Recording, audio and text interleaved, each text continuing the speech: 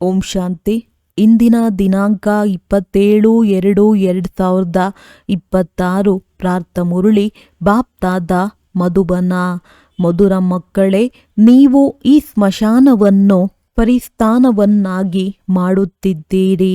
ಆದ್ದರಿಂದ ನಿಮಗೆ ಈ ಹಳೆಯ ಪ್ರಪಂಚ ಸ್ಮಶಾನದಿಂದ ಸಂಪೂರ್ಣ ವೈರಾಗ್ಯವಿರಬೇಕು. ಪ್ರಶ್ನೆ: ಬೇಅದ್ದಿನ ತಂದೆಯು ತಮ್ಮ ಆತ್ಮಿಕ ಮಕ್ಕಳ ವಿಚಿತ್ರವಾದ ಸೇವಕನಾಗಿದ್ದಾರೆ ಹೇಗೆ? ಉತ್ತರ: ತಂದೆಯು ತಿಳಿಸುತ್ತಾರೆ, ಮಕ್ಕಳೇ, ನಾನು ನಿಮ್ಮ ಧೋಬಿ ಆಗಿದ್ದೇನೆ.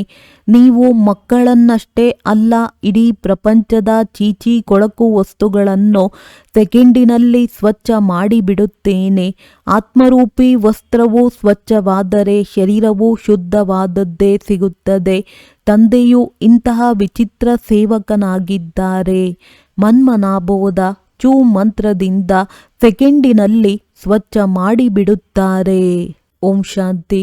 ಓಂ ಶಾಂತಿಯ ಅರ್ಥವನ್ನು ಮಕ್ಕಳಿಗೆ ತಂದೆಯು ತಿಳಿಸಿದ್ದಾರೆ. ನಾನಾತ್ಮನ ಸ್ವಧರ್ಮವು ಶಾಂತಿಯಾಗಿದೆ. ಶಾಂತಿಧಾಮಕ್ಕೆ ಹೋಗುವುದಕ್ಕಾಗಿ ಯಾವುದೇ ಪುರುಷಾರ್ಥ ಮಾಡಬೇಕಾಗುವುದಿಲ್ಲ. ಆತ್ಮವು ಸ್ವಯಂ ಶಾಂತ ಸ್ವರೂಪ ಶಾಂತಿಧಾಮದ ನಿವಾಸಿಯಾಗಿದೆ. ಸ್ವಲ್ಪ ಸಮಯ ಶಾಂತಿಯಲ್ಲಿರಬಹುದಾಗಿದೆ. ಆತ್ಮವೇ ಹೇಳುತ್ತದೆ, ನಾನು ಕರ್ಮೇಂದ್ರಿಯಗಳ ಹೊರೆಯಿಂದ ಸುಸ್ತಾಗಿಬಿಟ್ಟಿದ್ದೇನೆ. ನಾನು ನನ್ನ ಸ್ವಧರ್ಮದಲ್ಲಿ ಸ್ಥಿತನಾಗುತ್ತೇನೆ. ಶರೀರದಿಂದ ಭಿನ್ನವಾಗಿ ಬಿಡುತ್ತೇನೆ. ಆದರೆ ಕರ್ಮವನ್ನಂತೂ ಮಾಡಲೇಬೇಕಾಗಿದೆ. ಎಲ್ಲಿಯವರೆಗೆ ಶಾಂತಿಯಲ್ಲಿ ಕುಳಿತುಕೊಂಡಿರುತ್ತೀರಿ? ಆತ್ಮವು ಹೇಳುತ್ತದೆ, ನಾನು ಶಾಂತಿ ದೇಶದ ನಿವಾಸಿಯಾಗಿದ್ದೇನೆ. ಕೇವಲ ಇಲ್ಲಿ ಶರೀರದಲ್ಲಿ ಬರುವುದರಿಂದ ನಾನು ಟಾಕಿಯಾಗಿದ್ದೇನೆ. ನಾನು ಆತ್ಮ ಅವಿನಾಶಿ. ನನ್ನ ಶರೀರವು ವಿನಾಶಿಯಾಗಿದೆ. ಆತ್ಮವು ಪಾವನ ಮತ್ತು ಪತಿತವಾಗುತ್ತದೆ. ಸತ್ಯಯುಗದಲ್ಲಿ ಪಂಚತತ್ವಗಳೂ ಸಹ ಸತೋಪ್ರಧಾನವಾಗಿರುತ್ತವೆ. ಇಲ್ಲಿ ಪಂಚತತ್ವಗಳು ತಮೋಪ್ರಧಾನವಾಗಿವೆ. ಚಿನ್ನದಲ್ಲಿ ತುಕ್ಕು ಬೀಳುವುದರಿಂದ ಚಿನ್ನವು ಪತಿತವಾಗಿ ಬಿಡುತ್ತದೆ. ಮತ್ತೆ ಅದನ್ನು ಸ್ವಚ್ಛ ಮಾಡಲು ಬಟ್ಟಿಯಲ್ಲಿ ಹಾಕಲಾಗುತ್ತದೆ. ಇದರ ಹೆಸರೇ ಆಗಿದೆ ಯೋಗಾಗ್ನಿ. ಪ್ರಪಂಚದಲ್ಲಂತೂ ಅನೇಕ ಪ್ರಕಾರದ ಹಠಯೋಗಗಳನ್ನು ಕಲಿಸುತ್ತಾರೆ. ಅದಕ್ಕೆ ಯೋಗಾಗ್ನಿ ಎಂದು ಹೇಳುವುದಿಲ್ಲ. ಯೋಗಾಗ್ನಿಯು ಇದಾಗಿದೆ, ಯಾವುದರಿಂದ ಪಾಪಗಳು ಸುಟ್ಟು ಹೋಗುತ್ತವೆ. ಆತ್ಮವನ್ನು ಪತಿತನಿಂದ ಪಾವನ ಮಾಡುವವರು ಪರಮಾತ್ಮನಾಗಿದ್ದಾರೆ. ಏ ಪತಿತ ಪಾವನ, ಬನ್ನಿ ಎಂದು ಅವರನ್ನೇ ಕರೆಯುತ್ತಾರೆ. ಡ್ರಾಮಾ ಪ್ಲಾನ್ ಅನುಸಾರ ಎಲ್ಲರೂ ಪತಿತ ತಮೋಪ್ರಧಾನರಾಗಲೇ ಬೇಕಾಗಿದೆ. ಇದು ವೃಕ್ಷವಾಗಿದೆ. ಇದರ ಬೀಜರೂಪನು ಮೇಲಿದ್ದಾರೆ. ತಂದೆಯನ್ನು ಕರೆಯುವಾಗ ಬುದ್ಧಿಯು ಮೇಲೆ ಹೋಗುತ್ತದೆ. ಯಾರಿಂದ ನೀವು ಆಸ್ತಿಯನ್ನು ತೆಗೆದುಕೊಳ್ಳುತ್ತಿದ್ದೀರೋ ಅವರು ಈಗ ಕೆಳಗಡೆ ಬಂದಿದ್ದಾರೆ. ತಿಳಿಸುತ್ತಾರೆ, ಮಕ್ಕಳೇ, ನಾನು ಬರಲೇಬೇಕಾಗುತ್ತದೆ. ಅನೇಕ ಧರ್ಮಗಳ ಮನುಷ್ಯ ಸೃಷ್ಟಿಯ ವೃಕ್ಷವು ಈಗ ತಮೋಪ್ರಧಾನ ಪತಿತವಾಗಿದೆ. ಜಡೀಭೂತ ಸ್ಥಿತಿಯನ್ನು ಹೊಂದಿದೆ. ತಂದೆಯು ಕುಳಿತು ಮಕ್ಕಳಿಗೆ ತಿಳಿಸುತ್ತಾರೆ, ಸತ್ಯಯುಗದಲ್ಲಿ ದೇವತೆಗಳು, ಕಲಿಯುಗದಲ್ಲಿ ಅಸುರರಿದ್ದಾರೆ. ಬಾಕಿ ಅಸುರರು ಮತ್ತು ದೇವತೆಗಳ ಯುದ್ಧವಾಗಲಿಲ್ಲ. ನೀವು ಯೋಗಬಲದಿಂದ ಆಸುರಿ ಪಂಚವಿಕಾರಗಳ ಮೇಲೆ ಜಯ ಗಳಿಸುತ್ತೀರಿ. ಬಾಕಿ ಯಾವುದೇ ಹಿಂಸಕ ಯುದ್ಧದ ಮಾತಿಲ್ಲ. ನೀವು ಯಾವುದೇ ಪ್ರಕಾರದಿಂದ ಹಿಂಸೆ ಮಾಡುವುದಿಲ್ಲ ಎಂದು ಯಾರನ್ನೂ ಹೊಡೆಯುವುದೂ ಇಲ್ಲ.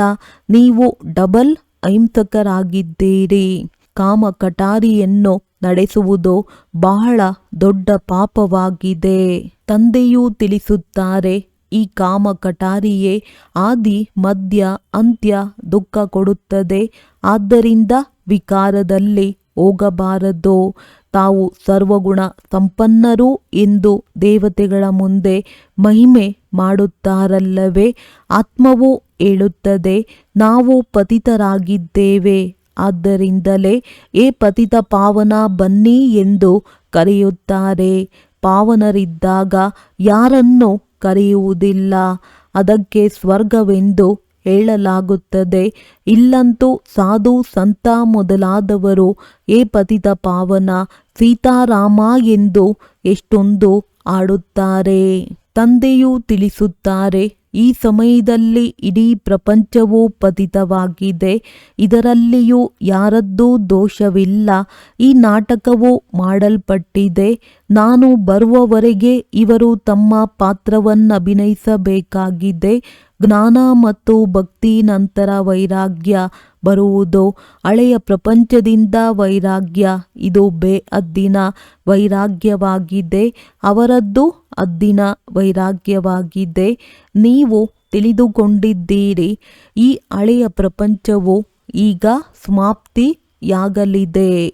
ಹೊಸ ಮನೆಯನ್ನು ಕಟ್ಟಿಸುತ್ತಾರೆಂದರೆ ಹಳೆಯ ಮನೆಯೊಂದಿಗೆ ವೈರಾಗ್ಯ ಉಂಟಾಗಿ ಬಿಡುತ್ತದೆ. ಎಲ್ಲವೇ ಬೇಅದ್ದಿನ ತಂದೆಯು ತಿಳಿಸುತ್ತಾರೆ, ಈಗ ನಿಮಗೆ ಸ್ವರ್ಗವೆಂಬ ಮನೆಯನ್ನು ಕಟ್ಟಿಸಿಕೊಡುತ್ತೇನೆ. ಈಗ ಇದು ನರಕವಾಗಿದೆ. ಸ್ವರ್ಗ ಹೊಸ ಪ್ರಪಂಚವಾಗಿದೆ. ನರಕವು ಹಳೆಯ ಪ್ರಪಂಚವಾಗಿದೆ. ನಾವೀಗ ಹಳೆಯ ಪ್ರಪಂಚದಲ್ಲಿದ್ದು ಹೊಸ ಪ್ರಪಂಚವನ್ನು ಕಟ್ಟಿಸುತ್ತಿದ್ದೇವೆ. ಹಳೆಯ ಸ್ಮಶಾನದಲ್ಲಿ ನಾವು ಸ್ವರ್ಗವನ್ನು ಸ್ಥಾಪಿಸುತ್ತೇವೆ. ಇದೇ ಜಮುನಾ ನದಿಯ ತೀರದಲ್ಲಿ ಮೆಹಲುಗಳು ತಯಾರಾಗುತ್ತವೆ. ಇದೇ ದೆಹಲಿ, ಜಮುನಾ ನದಿ ಇತ್ಯಾದಿಗಳಿರುವವು. ಬಾಕಿ ಪಾಂಡವರ ಕೋಟೆಗಳಿತ್ತು ಎಂದು ಏನನ್ನು ತೋರಿಸುತ್ತಾರೆಯೋ ಇವೆಲ್ಲವೂ ದಂತಕಥೆಗಳಾಗಿವೆ. ಡ್ರಾಮಾ ಪ್ಲಾನ್ ಅನುಸಾರ ಅವಶ್ಯವಾಗಿ ಪುನಃ ಇವು ಆಗುತ್ತವೆ. ಹೇಗೆ ನೀವು ಯಜ್ಞ, ತಪ, ದಾನ, ಪುಣ್ಯ ಇತ್ಯಾದಿಗಳನ್ನು ಮಾಡುತ್ತಾ ಬಂದಿದ್ದೀರಿ, ಇವು ಪುನಃ ಮಾಡಬೇಕಾಗುವುದು. ಮೊದಲು ನೀವು ಶಿವನ ಭಕ್ತಿ ಮಾಡುತ್ತೀರಿ. ಸುಂದರವಾದ ಮಂದಿರಗಳನ್ನು ಕಟ್ಟಿಸುತ್ತೀರಿ. ಅದಕ್ಕೆ ಅವ್ಯಭಿಚಾರಿ ಭಕ್ತಿ ಎಂದು ಹೇಳಲಾಗುತ್ತದೆ. ನೀವೀಗ ಜ್ಞಾನ ಮಾರ್ಗದಲ್ಲಿದ್ದೀರಿ. ಇದು ಅವ್ಯಭಿಚಾರಿ ಜ್ಞಾನವಾಗಿದೆ. ಒಬ್ಬ ಶಿವ ತಂದೆಯಿಂದಲೇ ಕೇಳುತ್ತೀರಿ. ಇವರಿಗೆ ಮೊಟ್ಟ ಮೊದಲು ನೀವು ಭಕ್ತಿಯನ್ನು ಆರಂಭಿಸಿದ್ದೀರಿ. ಆ ಸಮಯದಲ್ಲಿ ಮತ್ಯಾರೂ ಇರುವುದಿಲ್ಲ, ನೀವೇ ಇರುತ್ತೀರಿ. ನೀವು ಬಹಳ ಸುಖಿಯಾಗಿರುತ್ತೀರಿ. ದೇವತಾ ಧರ್ಮವು ಬಹಳ ಸುಖ ಕೊಡುವಂಥದ್ದಾಗಿದೆ. ಹೆಸರನ್ನು ತೆಗೆದುಕೊಳ್ಳುತ್ತಿದ್ದಂತೆಯೇ ಬಾಯಿ ಸಿಹಿಯಾಗಿ ಬಿಡುತ್ತದೆ. ಅಂದಾಗ ನೀವು ಒಬ್ಬ ತಂದೆಯಿಂದಲೇ ಜ್ಞಾನವನ್ನು ಕೇಳುತ್ತೀರಿ. ತಂದೆಯು ತಿಳಿಸುತ್ತಾರೆ, ಮತ್ಯಾರಿಂದಲೂ ಕೇಳಬೇಡಿ. ನಿಮ್ಮದ್ದು ಇದು ಅವ್ಯಭಿಚಾರಿ ಜ್ಞಾನವಾಗಿದೆ. ನೀವು ಬೇಅದ್ದಿನ ತಂದೆಯ ಮಕ್ಕಳಾಗಿದ್ದೀರಿ. ತಂದೆಯಿಂದಲೇ ನಂಬರ್ ವಾರ್ ಪುರುಷಾರ್ಥದನುಸಾರ ಆಸ್ತಿ ಸಿಗುವುದು. ತಂದೆಯು ಸ್ವಲ್ಪ ಸಮಯಕ್ಕಾಗಿ ಸಾಕಾರದಲ್ಲಿ ಬಂದಿದ್ದಾರೆ. ತಿಳಿಸುತ್ತಾರೆ, ನಾನೇ ನೀವು ಮಕ್ಕಳಿಗೆ ಜ್ಞಾನವನ್ನು ಕೊಡಬೇಕಾಗಿದೆ. ನನಗೆ ಸ್ಥಿರವಾದ ಶರೀರವಿಲ್ಲ. ನಾನು ಇವರಲ್ಲಿ ಪ್ರವೇಶ ಮಾಡುತ್ತೇನೆ. ಶಿವ ಜಯಂತಿಯಾದ ಕೂಡಲೇ ಗೀತಾ ಜಯಂತಿಯಾಗಿ ಬಿಡುತ್ತದೆ. ಆಗಿನಿಂದಲೇ ಜ್ಞಾನ ಕೊಡುವುದನ್ನು ಆರಂಭಿಸಿ ಬಿಡುತ್ತಾರೆ. ಈ ಆತ್ಮಿಕ ವಿದ್ಯೆಯನ್ನು ನಿಮಗೆ ಪರಮ ಆತ್ಮನೇ ಕೊಡುತ್ತಿದ್ದಾರೆ. ನೀರಿನ ಮಾತಿಲ್ಲ. ನೀರಿಗೆ ಜ್ಞಾನವೆಂದು ಹೇಳುವುದಿಲ್ಲ. ಜ್ಞಾನದಿಂದಲೇ ನೀವು ಪತಿತರಿಂದ ಪಾವನರಾಗುತ್ತೀರಿ. ಸ್ಥೂಲ ನೀರಿನಿಂದ ಪಾವನರಾಗುವುದಿಲ್ಲ. ನದಿಗಳಂತೂ ಇಡೀ ಸ್ಥೂಲ ನೀರಿನಿಂದ ಪಾವನರಾಗುವುದಿಲ್ಲ. ನದಿಗಳಂತೂ ಇಡೀ ಪ್ರಪಂಚದಲ್ಲಿ ಇದ್ದೇ ಇದೆ. ಜ್ಞಾನಸಾಗರ ತಂದೆಯೇ ಬಂದು ಇವರಲ್ಲಿ ಪ್ರವೇಶ ಮಾಡಿ ಜ್ಞಾನವನ್ನು ತಿಳಿಸುತ್ತಾರೆ. ಇಲ್ಲಿ ಯಾರಾದರೂ ಮರಣ ಹೊಂದಿದಾಗ ಬಾಯಲ್ಲಿ ಜಲವನ್ನು ಹಾಕುತ್ತಾರೆ. ಈ ಜಲವು ಪತಿತರಿಂದ ಪಾವನ ಮಾಡುವಂಥದ್ದಾಗಿದೆ. ಆದ್ದರಿಂದ ಸ್ವರ್ಗದಲ್ಲಿ ಹೊರಟು ಹೋಗುವರೆಂದು ತಿಳಿಯುತ್ತಾರೆ. ಇಲ್ಲಿಯೂ ಗೋಮುಖಕ್ಕೆ ಹೋಗುತ್ತಾರೆ. ವಾಸ್ತವದಲ್ಲಿ ನೀವು ಚೈತನ್ಯ ಗೋಮುಖವಾಗಿದ್ದೀರಿ. ನಿಮ್ಮ ಬಾಯಿಯಿಂದ ಜ್ಞಾನಾಮೃತವು ಹೊರಬರುತ್ತದೆ. ಗೋವಿನಿಂದ ಹಾಲು ಸಿಗುತ್ತದೆಯೇ ಹೊರತು ನೀರಿನ ಮಾತಿಲ್ಲ. ಈಗ ನಿಮಗೆ ಅರ್ಥವಾಗಿದೆ, ನೀವು ತಿಳಿದುಕೊಂಡಿದ್ದೀರಿ. ಡ್ರಾಮಾದಲ್ಲಿ ಯಾವುದು ಒಂದು ಬಾರಿ ಆಗಿ ಹೋಯಿತೋ ಅದು ಮತ್ತೆ 5000 ವರ್ಷಗಳ ನಂತರ ಚಾಚು ತಪ್ಪದೆ ಪುನರಾವರ್ತನೆಯಾಗುವುದು. ಇದನ್ನು ತಂದೆಯೇ ತಿಳಿಸುತ್ತಾರೆ.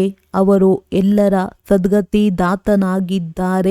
ಈಗಂತೂ ಎಲ್ಲರೂ ದುರ್ಗತಿಯಲ್ಲಿದ್ದಾರೆ.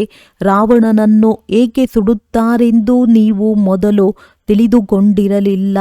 ಈಗ ನಿಮಗೆ ತಿಳಿದಿದೆ. ಬೇಅದ್ದಿನ ದಶಹರ ಆಗಲಿದೆ. ಇಡೀ ಸೃಷ್ಟಿಯಲ್ಲಿ ರಾವಣ ರಾಜ್ಯವಿದೆಯಲ್ಲವೇ? ಇಡೀ ಪೃಥ್ವಿಯೇ ಲಂಕೆಯಾಗಿದೆ. ರಾವಣನು ಯಾವುದೇ ಹದ್ದಿನಲ್ಲಿರುವುದಿಲ್ಲ. ಇಡೀ ಸೃಷ್ಟಿಯಲ್ಲಿಯೇ ರಾವಣನ ರಾಜ್ಯವಿದೆ. ಭಕ್ತಿಯು ಅರ್ಧಕಲ್ಪ ನಡೆಯುತ್ತದೆ. ಮೊದಲು ಅವ್ಯಭಿಚಾರಿ ಭಕ್ತಿ ಇರುತ್ತದೆ, ನಂತರ ವ್ಯಭಿಚಾರಿ ಭಕ್ತಿಯು ಆರಂಭವಾಗುತ್ತದೆ. ದಶಹರ, ರಕ್ಷಾಬಂಧನ ಮೊದಲಾದವುಗಳೆಲ್ಲವೂ ಈಗಿನ ಹಬ್ಬಗಳಾಗಿವೆ. ಶಿವ ಜಯಂತಿಯ ನಂತರ ಕೃಷ್ಣ ಜಯಂತಿಯಾಗುತ್ತದೆ. ಈಗ ಕೃಷ್ಣಪುರಿಯು ಸ್ಥಾಪನೆಯಾಗುತ್ತಿದೆ. ಇಂದು ಕಂಸಪುರಿಯಲ್ಲಿದ್ದೀರಿ, ನಾಳೆ ಕೃಷ್ಣಪುರಿಯಲ್ಲಿರುತ್ತೀರಿ. ಕೃಷ್ಣನು ಇಲ್ಲಿರಲು ಸಾಧ್ಯವೇ? ಕೃಷ್ಣನು ಸತ್ಯಯುಗದಲ್ಲಿಯೇ ಜನ್ಮ ಪಡೆಯುತ್ತಾನೆ. ಕೃಷ್ಣನು ಮೊಟ್ಟ ಮೊದಲ ರಾಜಕುಮಾರನಾಗಿದ್ದಾನೆ. ಓದಲು ಶಾಲೆಗೆ ಹೋಗುತ್ತಾನೆ. ಮತ್ತೆ ದೊಡ್ಡವನಾದ ಮೇಲೆ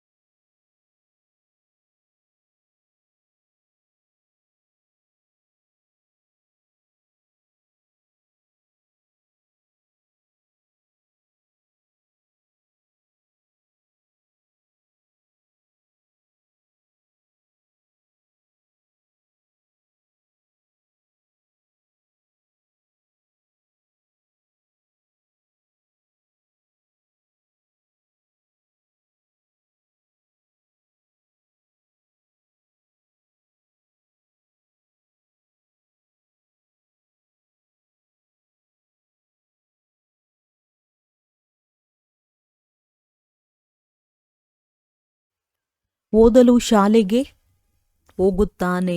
ಮತ್ತೆ ದೊಡ್ಡವನಾದ ಮೇಲೆ ಸಿಂಹಾಸನದ ಮಾಲೀಕನಾಗುತ್ತಾನೆ. ಉಳಿದಂತೆ ರಾಸಲೀಲೆ ಎಂದರೆ ಸತ್ಯಯುಗದಲ್ಲಿ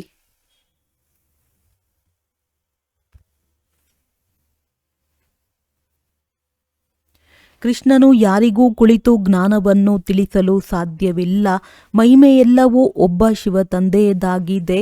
ಯಾರನ್ನು ಪತಿತರಿಂದ ಪಾವನರನ್ನಾಗಿ ಮಾಡುತ್ತಾರೆ. ನೀವು ಯಾರಾದರೂ ದೊಡ್ಡ ಅಧಿಕಾರಿಗಳಿಗೆ ತಿಳಿಸಿದರೆ ತಾವು ಸತ್ಯವನ್ನು ಹೇಳುತ್ತೀರೆಂದು ಹೇಳುತ್ತಾರೆ.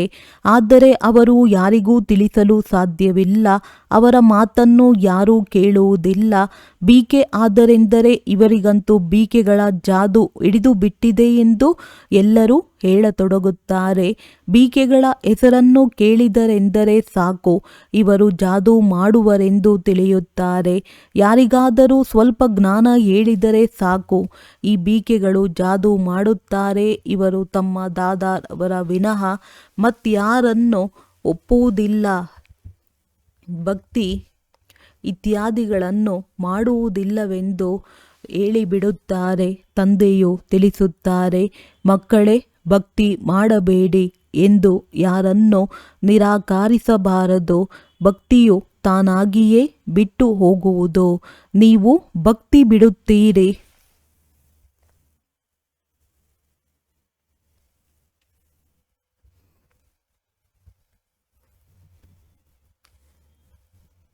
ವಿಕಾರವನ್ನು ಬಿಡುತ್ತೀರಿ. ಇದರಿಂದಲೇ ಏರುಪೇರುಗಳಾಗುತ್ತವೆ. ತಂದೆಯು ತಿಳಿಸಿದ್ದಾರೆ, ನಾನು ರುದ್ರ ಜ್ಞಾನ ಯಜ್ಞವನ್ನು ರಚಿಸುತ್ತೇನೆ.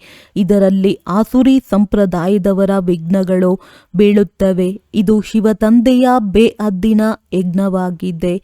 ಇದರಲ್ಲಿ ಮನುಷ್ಯರಿಂದ ದೇವತೆಗಳಾಗುತ್ತೀರಿ. ಜ್ಞಾನ ಯಜ್ಞದಿಂದ ವಿನಾಶ ಜ್ವಾಲೆಯು ಪ್ರಜ್ವಲಿತವಾಯಿತೆಂದು ಗಾಯನವಿದೆ. ಯಾವಾಗ ಹಳೆಯ ಪ್ರಪಂಚದ ವಿನಾಶವಾಗುವುದೋ ಆಗ ನೀವು ಹೊಸ ಪ್ರಪಂಚದಲ್ಲಿ ರಾಜ್ಯ ಮಾಡುತ್ತೀರಿ. ಮನುಷ್ಯರು ಹೇಳುತ್ತಾರೆ, ನಾವು ಶಾಂತಿ ಸ್ಥಾಪನೆಯಾಗಲಿ ಎಂದು ಹೇಳುತ್ತೇವೆ ಮತ್ತು ಈ ಬೀಕೆಗಳು ವಿನಾಶವಾಗಲಿ ಎಂದು ಹೇಳುತ್ತಾರೆ. ಇದಕ್ಕೆ ತಂದೆಯೂ ತಿಳಿಸುತ್ತಾರೆ, ಈ ಇಡೀ ಹಳೆಯ ಪ್ರಪಂಚವು ಜ್ಞಾನಯಜ್ಞದಲ್ಲಿ ಸ್ವಾಹ ಆಗಿಬಿಡುತ್ತದೆ. ಈ ಹಳೆಯ ಪ್ರಪಂಚಕ್ಕೆ ಬೆಂಕಿ ಬೀಳುವುದೋ ಪ್ರಾಕೃತಿಕ ವಿಕೋಪಗಳು ಆಗುವವು. ವಿನಾಶವಂತೂ ಆಗಲೇಬೇಕಾಗಿದೆ. ಎಲ್ಲ ಮನುಷ್ಯರು ಸಾಸಿವೆ ಒಡೆದಂತೆ ಪುಡಿ ಪುಡಿಯಾಗಿ ಸಮಾಪ್ತಿಯಾಗುತ್ತಾರೆ. ಆತ್ಮಗಳು ಉಳಿದುಕೊಳ್ಳುತ್ತಾರೆ. ಇದನ್ನು ಯಾರು ಬೇಕಾದರೂ ತಿಳಿದುಕೊಳ್ಳಬಹುದು. ಆತ್ಮವು ಅವಿನಾಶಿಯಾಗಿದೆ. ಈಗ ಈ ಬೇಹದ್ದಿನ ಹೋಲಿಕಾ ಆಗುವುದು. ಇದರಲ್ಲಿ ಶರೀರಗಳೆಲ್ಲವೂ ಸಮಾಪ್ತಿಯಾಗುತ್ತದೆ. ಬಾಕಿ ಆತ್ಮರು ಪವಿತ್ರರಾಗಿ ಮನೆಗೆ ಹೊರಟು ಹೋಗುವರು. ಅಗ್ನಿಯಲ್ಲಿ ವಸ್ತು ಶುದ್ಧವಾಗುತ್ತದೆ. ಎಲ್ಲವೇ ಶುದ್ಧತೆಗಾಗಿ ಹೋಮ ಮಾಡುತ್ತಾರೆ. ಅವೆಲ್ಲವೂ ಸ್ಥೂಲ ಮಾತುಗಳಾಗಿವೆ. ಈಗಂತೂ ಇಡೀ ಪ್ರಪಂಚವೇ ಸ್ವಾಹ ಆಗುವುದು. ಆದ್ದರಿಂದ ವಿನಾಶಕ್ಕೆ ಮೊದಲು ಅವಶ್ಯವಾಗಿ ಸ್ಥಾಪನೆಯಾಗಿ ಬಿಡಬೇಕು. ಯಾರಿಗಾದರೂ ತಿಳಿಸುವಾಗ ಮೊದಲು ಸ್ಥಾಪನೆ ನಂತರ ವಿನಾಶವೆಂದು ಹೇಳಿರಿ. ಬ್ರಹ್ಮರವರ ಮೂಲಕ ಸ್ಥಾಪನೆ. ಪ್ರಜಾಪಿತ ಬ್ರಹ್ಮನು ಪ್ರಸಿದ್ಧನಾಗಿದ್ದಾರಲ್ಲವೇ. ಆದಿದೇವ ಮತ್ತು ಆದಿದೇವಿ ಜಗದಂಬೆಯ ಲಕ್ಷಾಂತರ ಮಂದಿರಗಳಿವೆ. ಎಷ್ಟೊಂದು ಮೇಳಗಳಾಗುತ್ತವೆ. ನೀವು ಜಗದಂಬೆಯ ಮಕ್ಕಳು. ಜ್ಞಾನೇಶ್ವರಿಯಾಗಿದ್ದೀರಿ. ನಂತರ ರಾಜರಾಜೇಶ್ವರಿಯಾಗುತ್ತೀರಿ. ನೀವು ಬಹಳ ಧನವಂತರಾಗುತ್ತೀರಿ. ಮತ್ತೆ ಭಕ್ತಿ ಮಾರ್ಗದಲ್ಲಿ ದೀಪಾವಳಿ ಎಂದು ಲಕ್ಷ್ಮಿಯಿಂದ ವಿನಾಶಿ ಧನವನ್ನು ಬೇಡುತ್ತಾರೆ. ಇಲ್ಲಂತೂ ಎಲ್ಲವೂ ಸಿಕ್ಕಿಬಿಡುತ್ತದೆ. ಆಯುಷ್ಮಾನ್ ಭವ, ಪುತ್ರವಾನ್ ಭವ. ನಿಮ್ಮ ಆಯಸ್ಸು 150 ವರ್ಷಗಳಿರುತ್ತವೆ. ತಂದೆಯು ತಿಳಿಸುತ್ತಾರೆ, ಎಷ್ಟು ಯೋಗ ಮಾಡುವಿರೋ ಅಷ್ಟು ಆಯಸ್ಸು ಹೆಚ್ಚುತ್ತಿರುವುದು. ನೀವು ಈಶ್ವರನೊಂದಿಗೆ ಯೋಗವನ್ನಿಟ್ಟು ಯೋಗೇಶ್ವರರಾಗುತ್ತೀರಿ. ಮನುಷ್ಯರಂತೂ ಭೋಗೇಶ್ವರರಾಗಿದ್ದಾರೆ. ಭಿಕಾರಿಗಳೆಂದು ಹೇಳಲಾಗುತ್ತದೆ. ಕೊಳಕಾದ ಬಟ್ಟೆಯನ್ನು ಒಗೆದರು. ತಂದೆಯು ತಿಳಿಸುತ್ತಾರೆ, ನನ್ನನ್ನು ಧೋಬಿ ಹೇಳುತ್ತಾರೆ. ನಾನು ಬಂದು ಎಲ್ಲ ಆತ್ಮರನ್ನು ಸ್ವಚ್ಛ ಮಾಡುತ್ತೇನೆ. ಮತ್ತೆ ಶರೀರವೂ ಸಹ ಹೊಸ ಶುದ್ಧವಾದುದು ಸಿಗುವುದು. ನಾನು ಸೆಕೆಂಡಿನಲ್ಲಿ ಇಡೀ ಪ್ರಪಂಚದ ವಸ್ತ್ರಗಳನ್ನು ಆತ್ಮಗಳು ಸ್ವಚ್ಛ ಮಾಡಿಬಿಡುತ್ತೇನೆ. ಕೇವಲ ಮನ್ಮನಾಭವ ಆಗಿಬಿಟ್ಟರೆ ಆತ್ಮ ಮತ್ತು ಶರೀರ ಪವಿತ್ರವಾಗಿ ಬಿಡುತ್ತದೆ. ಚೂ ಮಂತ್ರವಲ್ಲವೇ. ಸೆಕೆಂಡಿನಲ್ಲಿ ಜೀವನ್ಮುಕ್ತಿ ಎಷ್ಟು ಸಹಜ ಉಪಾಯವಾಗಿದೆ.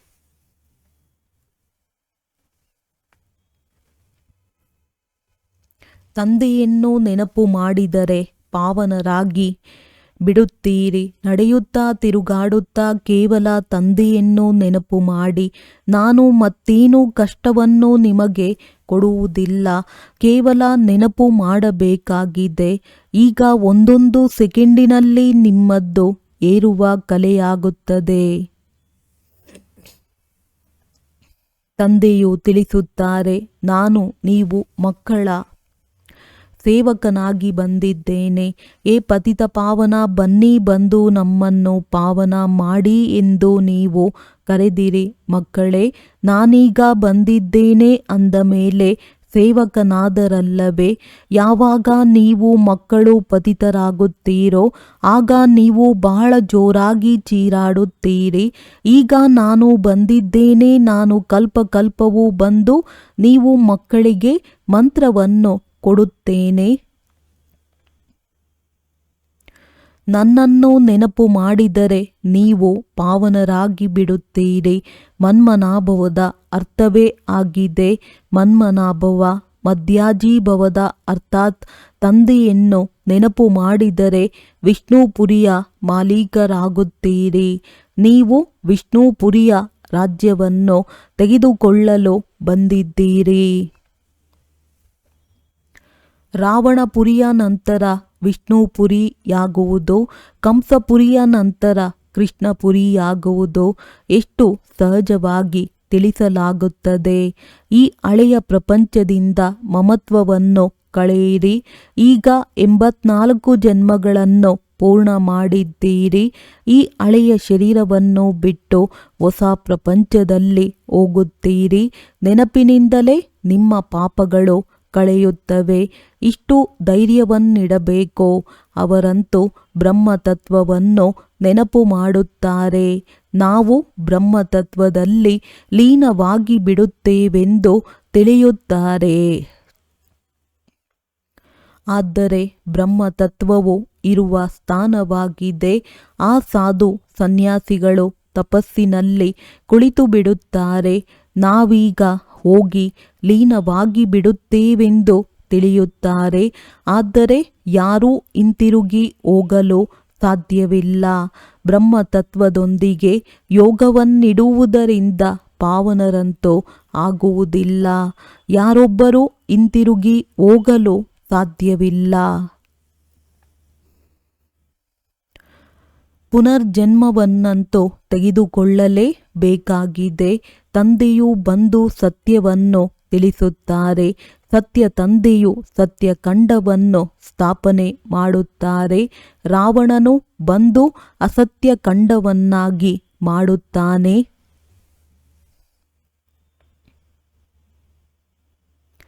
ಈಗ ಇದು ಸಂಗಮಯುಗವಾಗಿದೆ.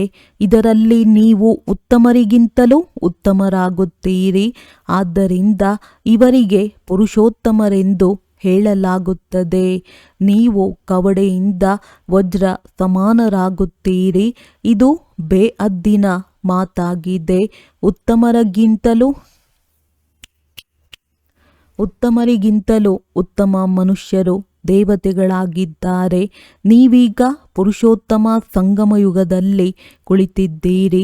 ನಿಮ್ಮನ್ನು ಪುರುಷೋತ್ತಮರನ್ನಾಗಿ ಮಾಡುವವರು ಶ್ರೇಷ್ಠಾತಿ ಶ್ರೇಷ್ಠ ತಂದೆಯಾಗಿದ್ದಾರೆ.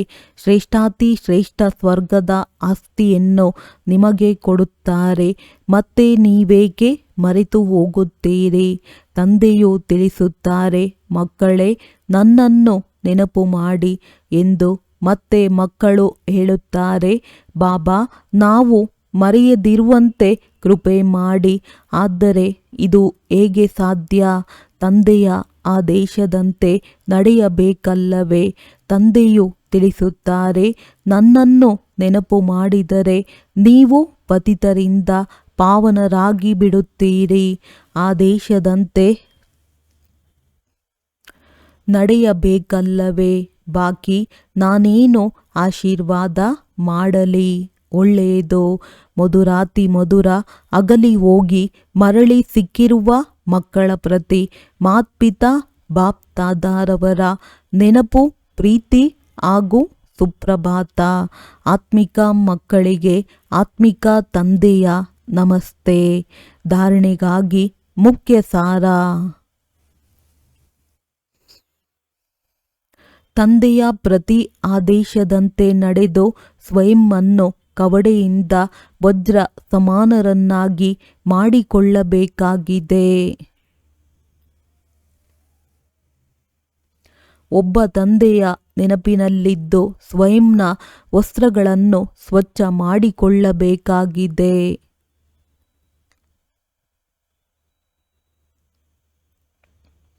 ಈಗ ಹೊಸ ಮನೆಗೆ ಹೋಗಬೇಕಾಗಿದೆ. ಆದ್ದರಿಂದ ಈ ಹಳೆಯ ಮನೆಯಿಂದ ಬೇಹದ್ದಿನ ವೈರಾಗ್ಯವಿರಬೇಕಾಗಿದೆ. ನಶೆ ಇರಲಿ. ಈ ಹಳೆಯ ಸ್ಮಶಾನದಲ್ಲಿ ನಾವು ಪರಿಸ್ಥಾನವನ್ನು ಸ್ಥಾಪನೆ ಮಾಡುತ್ತೇವೆ.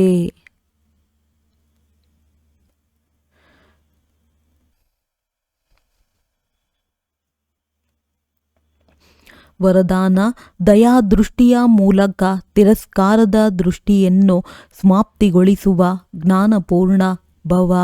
ಯಾವ ಮಕ್ಕಳು ಒಬ್ಬರಿನ್ನೊಬ್ಬರ ಸಂಸ್ಕಾರಗಳನ್ನು ತಿಳಿದುಕೊಂಡು ಸಂಸ್ಕಾರ ಪರಿವರ್ತನೆಯ ಲಗನ್ನಿನಲ್ಲಿ ಇರುತ್ತಾರೆ, ಎಂದಿಗೂ ಸಹ ಇವರಂತೂ ಇರುವುದೇ ಹೀಗೆ ಎಂದು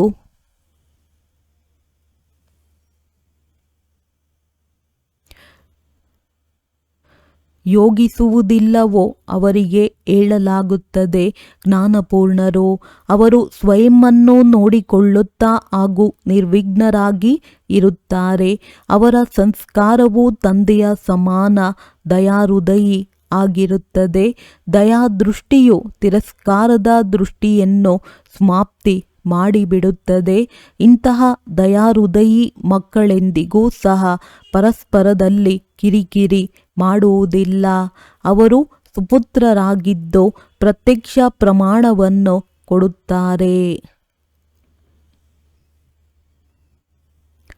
ಸ್ಲೋಗನ್: ಸದಾ ಪರಮಾತ್ಮನ ಚಿಂತನೆ ಮಾಡುವವರೇ ನಿಶ್ಚಿಂತ ಚಕ್ರವರ್ತಿ ಆಗಿದ್ದಾರೆ. ಅವರಲ್ಲಿ ಯಾವುದೇ ಪ್ರಕಾರದ ಚಿಂತೆಯುಂಟಾಗಲು ಸಾಧ್ಯವಿಲ್ಲ. ಅವ್ಯಕ್ತ ಸೂಚನೆ: ಏಕತೆ ಮತ್ತು ವಿಶ್ವಾಸದ ಗುಣಲಕ್ಷಣಗಳ ಮೂಲಕ ಸಫಲತಾ ಸಂಪನ್ನರಾಗಿರಿ.